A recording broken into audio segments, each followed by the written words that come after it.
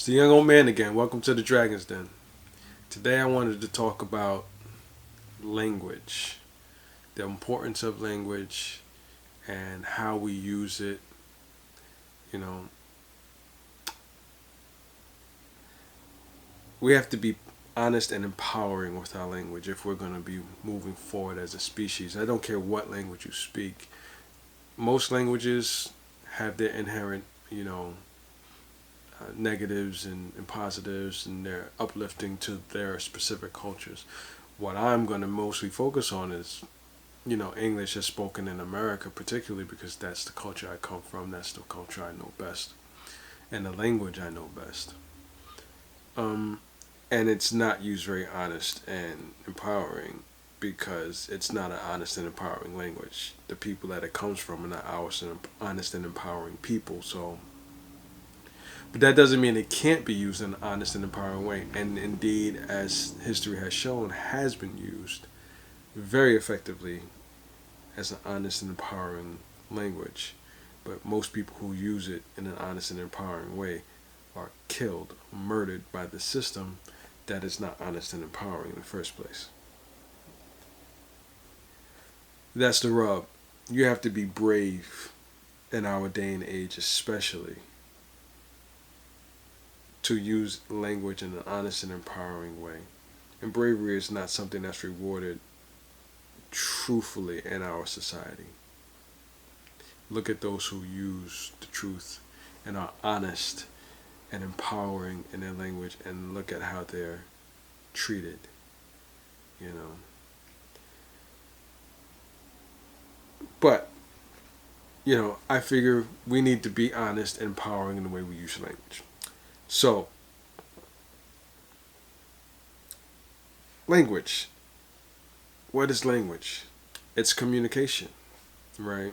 It's not necessarily just words or sounds that we create that are interpreted, by somebody else hearing those sounds who knows what those sounds mean. It's everything. It's the words we use. It's the body language. It's the looks, on our faces, which is body language. Don't mind me. You know, um, but I'm particularly going to be speaking about words, English, the way we use words. English is a very well. If you ever check my social media and say English is an evil language, I mean, it just is. A lot of things about English don't make sense. For every rule, there's another rule to break it.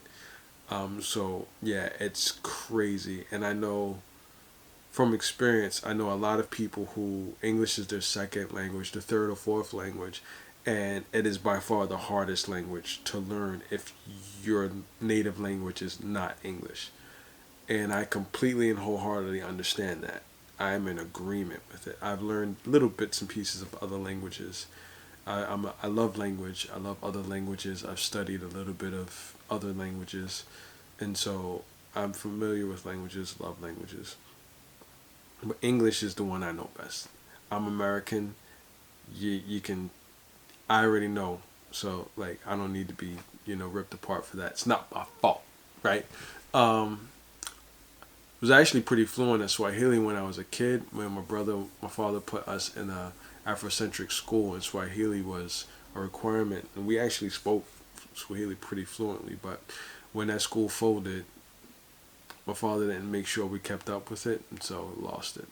What are you gonna do? Anyway, but language defines the world we live in, right? The language we are constantly exposed to shapes the world internally and externally, and how we engage with that world, right? The best way I feel to communicate is through the lens of being a black and native person living in occupied Turtle Island, which is America. And that's what I always call it, occupied Turtle Island, called America. America is an English construct. Again, using language. I use language honestly. America is not a real country as far as I'm concerned. It is an occupying force of Europeans that just stayed long enough that people just accepted their occupation as not normal. They've normalized their colonialism and their oppression, and that's not normal for me. The truth is, this is Turtle Island. There were people here before Europeans came over here. They were not savages. They were actually way more civilized than the people who came over here from Europe. And we see what we have. They were violent and savage and filthy, and but they were more violent than anything, and they're liars and thieves, and that's what we have. Got to use it honestly. Whether it hurts people is unfortunate. See, the truth doesn't hurt. Your feelings get hurt because you don't want to hear the truth. Truth doesn't hurt. And I'm not a believer in, brutal honesty. That's stupid. Honesty isn't brutal. People are brutal. People are assholes. People use truth as a weapon. But what they're not using is truth as a weapon. They're using emotional manipulation as a weapon. Truth is truth. It's not good or bad. It's not brutal or soft or kind. It's truth. The society we've built around truth and lies and illusions and realities gives you a context of why people can say truth hurts. Brutal honesty. No, truth doesn't hurt, and it's not brutal. Love and truth are the same thing, and neither hurts. They just are, right? Your perception of your reality in your life is what causes you to have any kind of adverse or negative feelings around truth. If the truth, in your opinion, hurts or is brutal to you from your perception, then you have to analyze why within yourself someone telling you the truth hurts or is brutal. Now, to those people who say, I'm just honest, I'm brutal, when they cause people's feelings to be hurt, that's different. Those are emotional batterers. Those are emotional abusers. Those are psychological and emotional abusers. A lot of times, people who say I'm brutally honest, knowing that they're causing people harm when they say things, that's just wrong. You can use the state of kindness when delivering truth, right? You don't have to be a cold-hearted asshole when telling someone the truth. Now you're just being emotionally manipulative. But we can go on and on about that. But my biggest concern and my biggest example that I want to use for this discussion about language and using it honestly and being empowered is when we speak of our ancestors here in America as black people, what was done for black and native people here in Turtle Island and what was done to them. Because that's what it was. It was an action. It wasn't just a state of being. So, referring to our ancestors as slaves, no. My ancestors, I don't refer to my ancestors as slaves. And I understand why historically, even our great historians and leaders and forward thinkers use the terminology at the time that was easiest and popular to use. But as we grow as a people, as a culture, as a society, and our understanding of language grows and becomes more intricate, we have to evolve the language as well. So yeah, even some of our great thinkers and historians use the terminology of slave in reference to our ancestors, but that needs to be updated. Even those historical books that have been written, not fiction ones, fiction is fiction, but historical books where they called our ancestors slaves and stuff being written for it, no, they weren't slaves, they were enslaved. That's an action. Because that's what it took. It was enslavement. It was a constant violent, oppressive action towards our ancestors constantly, from birth to death, right? Because what is a slave? Look it up in the dictionary. A person that is property of another person.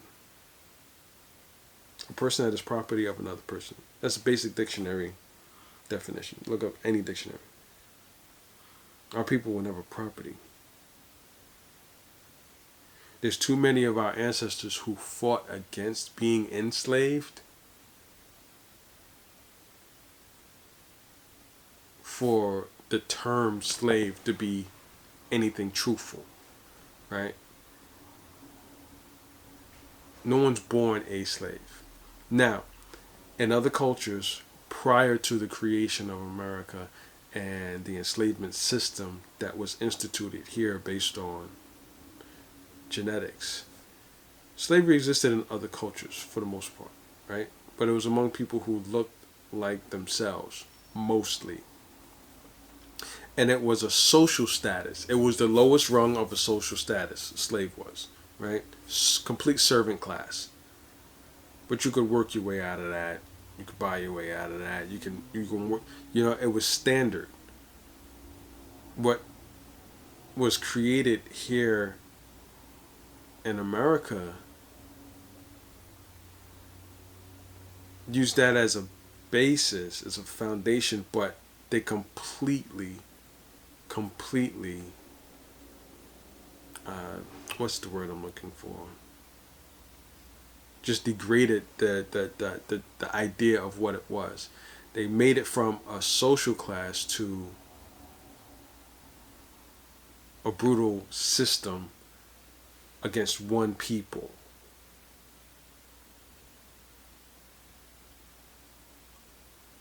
Just because of the color of our skin and where we genetically come from.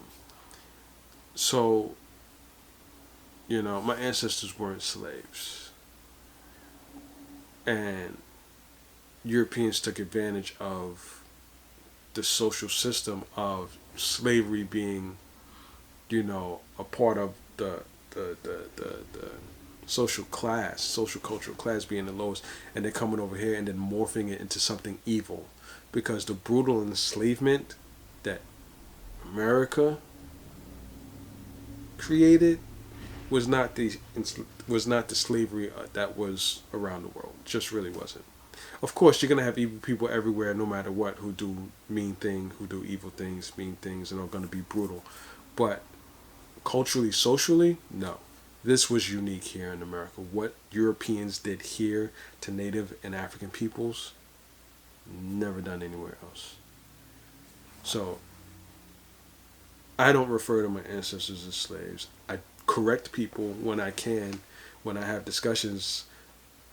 I don't care who it is. If they refer to, I don't care if it's my elders who have been doing this for a while, I educate them because they're not perfect. Even they need re-education, because no matter which way you slice it, I don't care how pro-African you are, if you were born here and your ancestry goes back generations to the enslavement era, you're colonized. Period. I don't care how much you've been raised pro-African, pro-Afrocentric, whatever. You're here. Europeans still run this. I'm colonized. I'm not as colonized as your average, and there are some people who are even less colonized than I am. But the fact of the matter is, here, you're colonized. Anywhere around the world, really, these bastards have done a number on the entire planet. So, but back to language, controlling our language. Again, stop referring to your African ancestors as slaves. They were enslaved, right? So I don't say, it's like, so I don't call it slavery. I call it the enslavement era. Right? People who've got conversation with me in life, if you ever meet people who speak to me, or if you ever spoken, you know the truth of what I'm saying. And I'm evolving. I wasn't this way always. Like, I I progressed. But the more I progressed, the more I live in that progression and that truth. It's like, no, not slaves. I tell people all the time. Even when I'm reading things, sometimes I'll consciously change what I'm reading in articles and books, whatever, from slave to enslaved. You know, and with that change, right? That's the most important change in how we speak about ourselves. Our ancestors are us. We exist because they exist, so we need to speak about them more honorably. They were enslaved. What was done to them was brutal, was violent, it was evil. But it was done to them. They weren't just passive animals that didn't understand what was happening to them, right? No, that's a false narrative. Like, no, they were people, and they were free-minded, beautiful people that were brutalized and oppressed violently, enslaved. And so if they were enslaved, then the people who enslaved them are enslavers. I do not refer to the European white people who enslaved my ancestors as slave masters. If my ancestors weren't slaves, then they weren't slave masters. They were enslavers. Brutal, evil enslavers. What is a master? Someone who has gotten to the pinnacle of a particular craft, talent, right? You see someone who has a black belt, it's martial arts master, right? In general, you see these actors who do amazing, character work, you know, masters of their craft. Wesley Snipes, master of his craft. Forrest Whitaker, master of his craft. Viola Davis, master of her craft. Cicely Tyson, master of her craft. You know, Bruce Lee, master of his craft. Richard Wright, master of his craft. El Hajj Malik El Shabazz, Malcolm X, master of his craft. So these are masters. These are people who have mastered what they do to the level that it seems effortless to those of us who have not mastered things, right? And so white people mastered slaves? No. They mastered enslavement, but I'm not calling them master because that's not anything to master. That's evil. I don't give master is an honorific for the most part. Is it just a word? It's just a word. But usually when we give the term master to somebody, it's kind of an honorific. We admire and acknowledge their achievement, their skill, right? And so I'm not calling a person who enslaves human beings a master. They're not slave masters, they're enslavers. We need to refer to them as what they are, right? So, yeah. So I find it amusing. My people are going through another cultural mental awakening and renaissance now. I'm loving the time that I'm in. I've been waiting for this shit. And it's fine time for me to, publicly join in.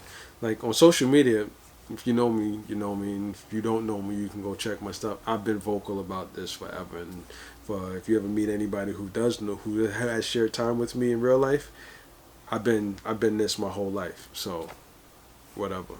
But yeah, that's my biggest thing when it comes to controlling our language. But it applies to so many more things. But again, like I said, my best example that I wanted to use for this was enslavement, enslaved, and enslavers. When talking about our history of our people, we need to use the terms that are best for us and empowering ourselves. Calling our ancestors slaves and calling white people slave masters legitimizes what they did to a degree, because a slave is just It's a fact. It's a noun, right? A slave is it's a noun. It's what is, proper nouns and all that. So of course, like that's right in front of me. Well, no, I'm sitting in a chair. Chair is a chair, right?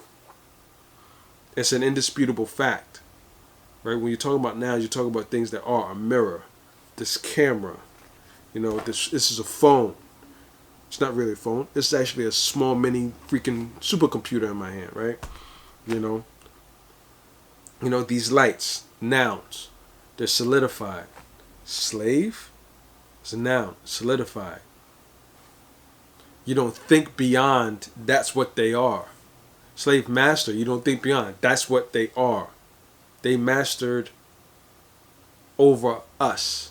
They owned us, and they owned us, and that's the verb to the two nouns, and it's like no, because then there's nothing to argue, or there's no empowerment in that. There's nothing empowering about that. But if you change the language to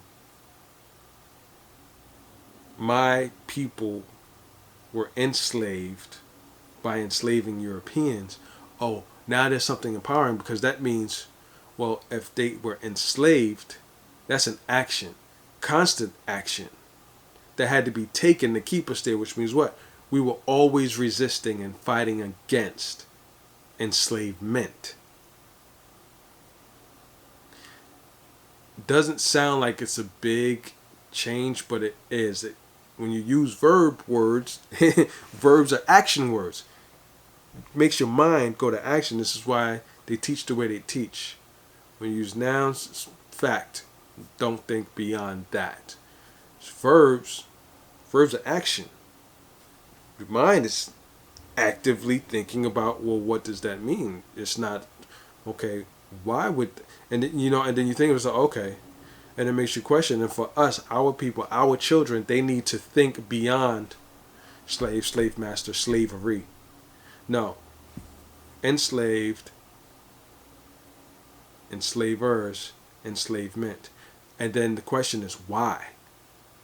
Why was this action taken against my ancestors? Now we got questions. Right? Then you could get into the history, which I'm not doing that right now. But that's the point. You change your mindset, then you think more, right? Use static language, especially static language that has been used for so long. And that's the other thing. This language has been so static, and we've used it for so long that we no longer think outside of the box of what we've been given. And that's our responsibility. We can't rely on them. They're the ones enslaving us and oppressing us. They're not enslavers anymore, at least not like it was 160 years ago, right? But there's still a level of enslavement going on, because that's what this country was built on. It's foundational. This country wouldn't exist as it is if they hadn't enslaved natives and African peoples, right? It might still exist. It would be a very different country, though. Might be a better country if they actually started with the life, liberty, justice, and freedom that they say they created it for, but they only really created it for themselves, and really for white men, rich white men. That's who started this. That's who benefits from it the most. That's who keeps holding on to the way things are. But I'm not getting into a history lesson. This is about language and using language. Use language that empowers you. So use that in everyday life as well. Like people talk about, when all of these things that keep happening to black people, black men, black women, by them, anybody that comes on here talking about what about black on black crime, fuck you. That's not the discussion, because there's actually more white on white crime than there is black on black crime. When you create the conditions that your ancestors created here, this capitalistic, hierarchical society in which white people are on top and everybody else is below, and and then rich people are on top and everybody else is below. Within the groups that exist, you're going to commit the most crime amongst the groups that you're with before you go outside your group. So, miss me with that clickbait bullshit. Anyway, but the other big example I did want to use in a modern context, not a historical context, is saying this happened because I was black. This happened because he was black. This happened because she was black. Nothing bad happens to us because we're black. The very language of those statements, because we're black, means there's something inherently bad or wrong or negative with being black. And as we really know, there's nothing bad about our melanin. There's nothing bad about being black. There's nothing bad about being brown skinned. Nothing. So where does the phrase come from? Well, white people said that shit. Black people this, black people that. And then when they were openly racist, from the enslavement era to the Jim Crow desegregation era, dumb black niggers and black this and black this and black this and everything's blah blah black. And then we inherited the language, right? And then things happened because he was black. No black person was ever killed because they were black. They were killed because of the ignorance of violent white people.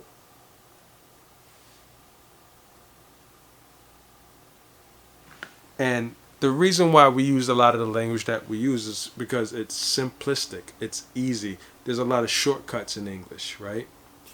And we need to stop with the shortcuts because the shortcuts benefit the oppressors. They don't benefit us. We need to use their language as well as, if not better than they did.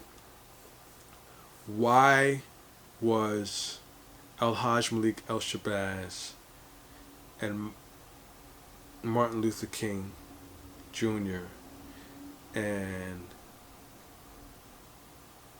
Marcus Garvey so effective?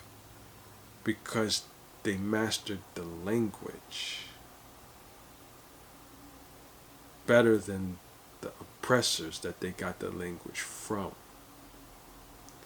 They mastered the language so well that not only were they able to use the language as a weapon against them, they were also able to interpret the language for those who hadn't learned it as well yet. That's the power, right? Being able to bridge between the educated and the uneducated. The uneducated aren't uneducated because they want to be uneducated. It's a systemic oppression. It's not reality. You have to learn to not want to learn. Kids are born wanting to learn. They have to learn in order to survive. That's our job as parents. When we have children, it is our job to teach them better. They're going to learn anyway. But what are you providing in the environment for them to learn? Okay. We'll go back.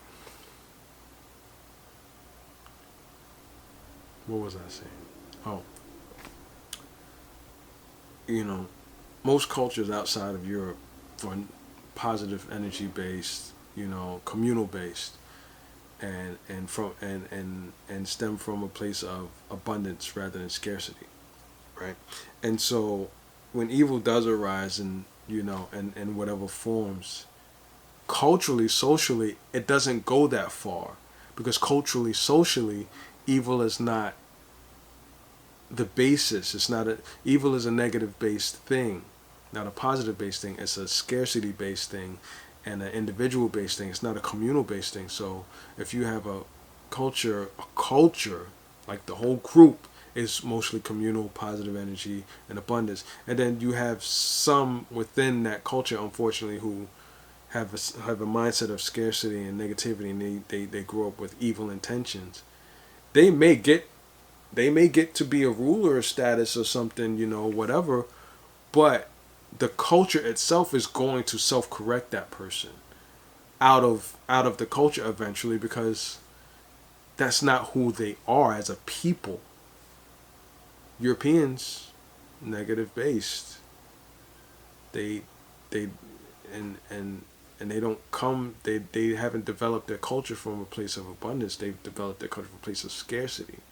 So it's all negative, individual based and scarcity based. So they're always scrambling and thinking that they gotta, you know, take, greedy, greedy, greedy, hoard, hoard, hoard. Look at the world. I'm not making this shit up. I'm looking at. I've been again, young old man. I've been around for a while. I studied a lot. Like, I study psychology. I study history. It's what I do, and I evaluate. I think. I'm a thinker. So, but I wanted to end it on, freedom. Again, using that word, we have to be really careful with the words we use and be empowering. Freedom is responsibility, right?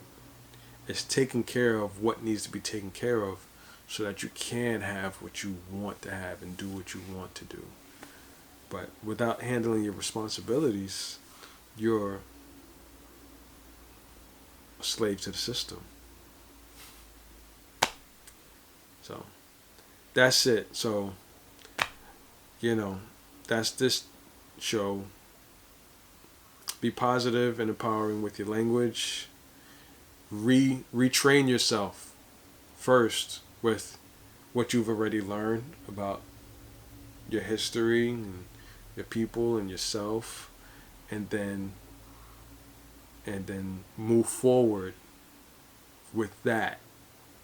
Move forward with being way more careful and way more positive and empowering with your language for yourself and especially for your children. Young old man out.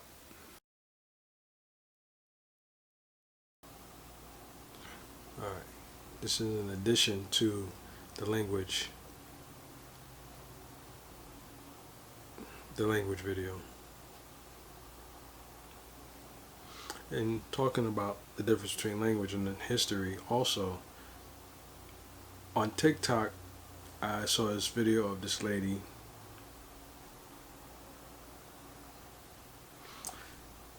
And she had made a video saying like desegregation was the worst thing that ever happened to African Americans and black people in this country. And I made the comment that no, desegregation was necessary. Integration was the problem. Again, I'm a language person, so language matters. And she wrote, same difference. Which in of itself, it's a colloquialism, obviously, but it doesn't mean anything, same difference. But she was just basically saying, desegregation and integration is the same thing. And it's really not. And like about a few days later, she made a video response to my comment, and I tried to video response back, but apparently I don't have the capabilities to video respond, and and have limited capacity of commenting, so I haven't really responded. I was going to make a video and tag her because I couldn't stitch it. TikTok is still new to me anyway, so I wanted to address it here. I'm going to go on TikTok and address her directly, but again, using language in a way that's empowering and also truthful, right? Desegregation wasn't the problem. That was necessary. Segregation should not be legal. Segregation because of ethnicity or color or race, which is it's not it's not as false as everyone would say. We're all human, but they're human beings and they're humans. We're human. They're human beings. But that's another discussion. That's a scientific discussion I'm not getting into right now. Well, but we're still the same race, no matter what, right? So, segregation is white people and black people are to be separate by law. Well, that's retarded because they didn't have a problem integrating with us when they were enslaving us.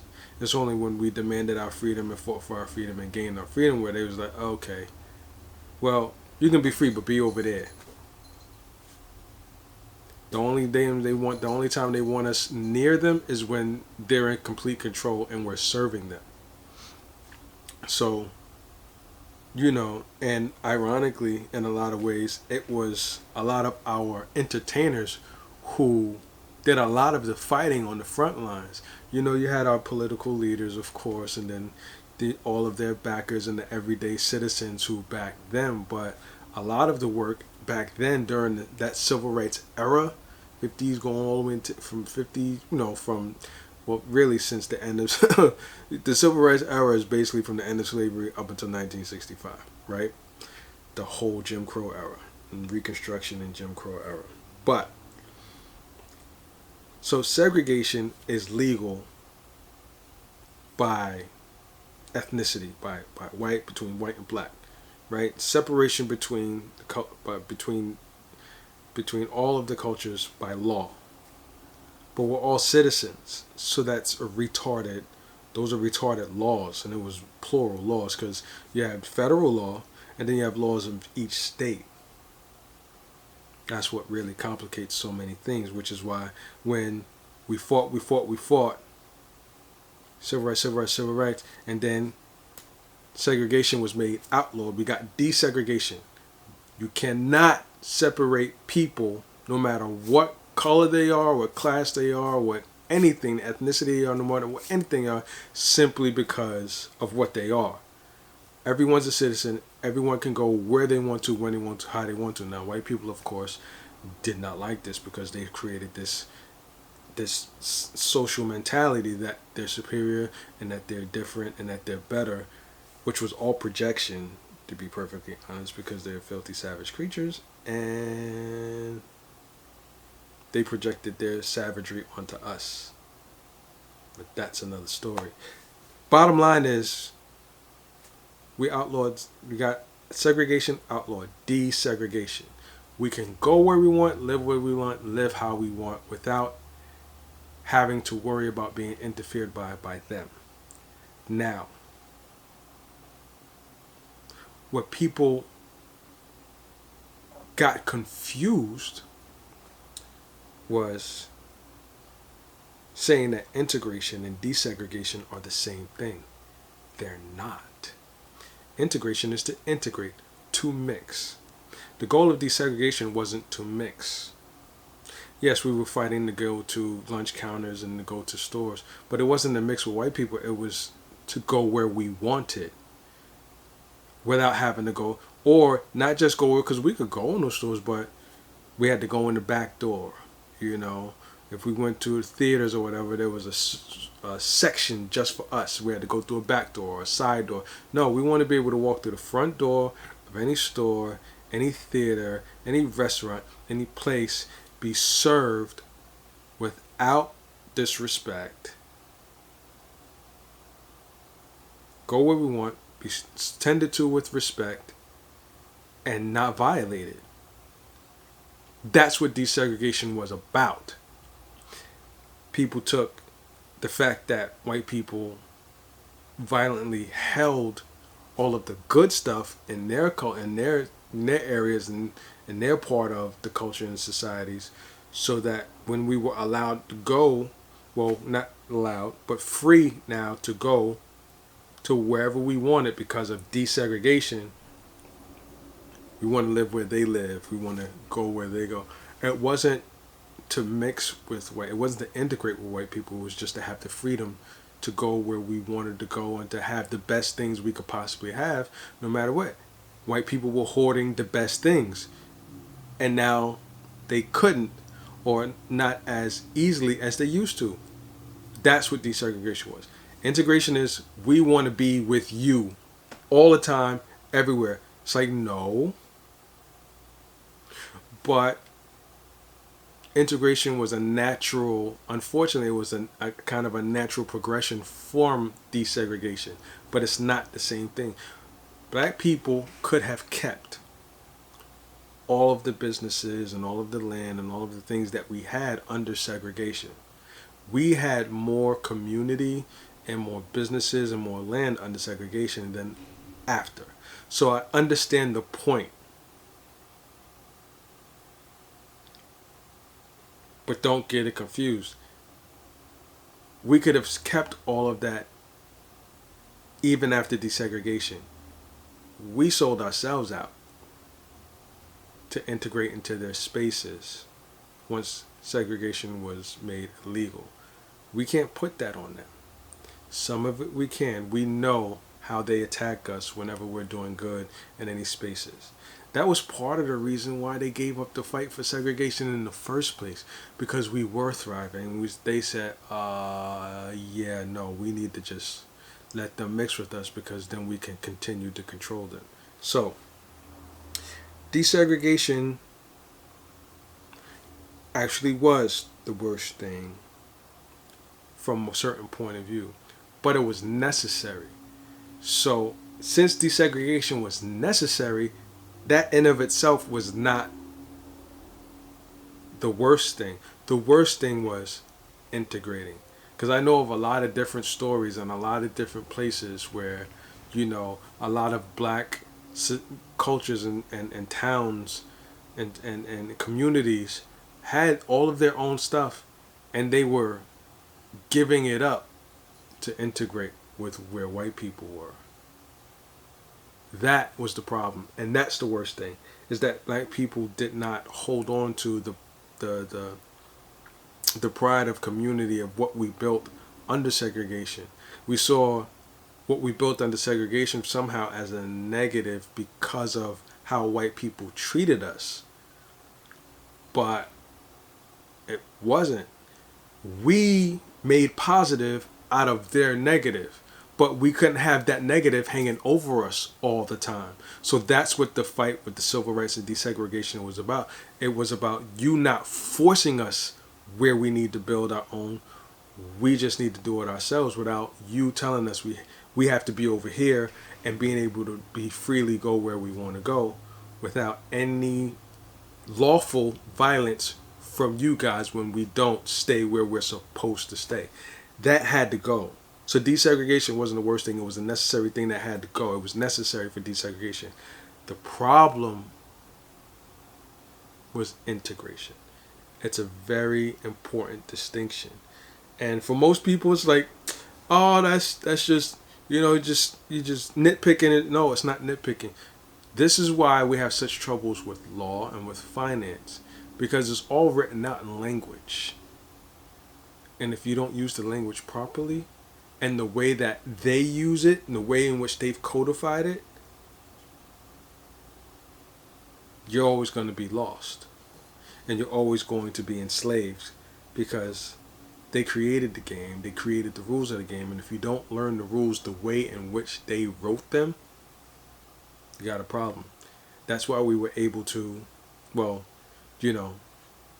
getting involuntary enslavement outlawed. That was a fight. And of course, desegregation was a huge fight, but it was also a legal fight. They had to pass laws for that, right? And it was fights in the street, but it wasn't a war like the Civil War that led to,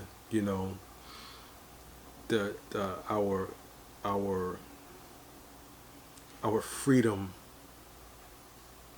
and at least from our freedom from involuntary enslavement, right? But again, every step forward that we make in this system, because that was the other thing. She was like, she said integrating, desegregation and integrating into the system. That's the other thing. It's like, integrated in what system? The system we're all born under in the first place?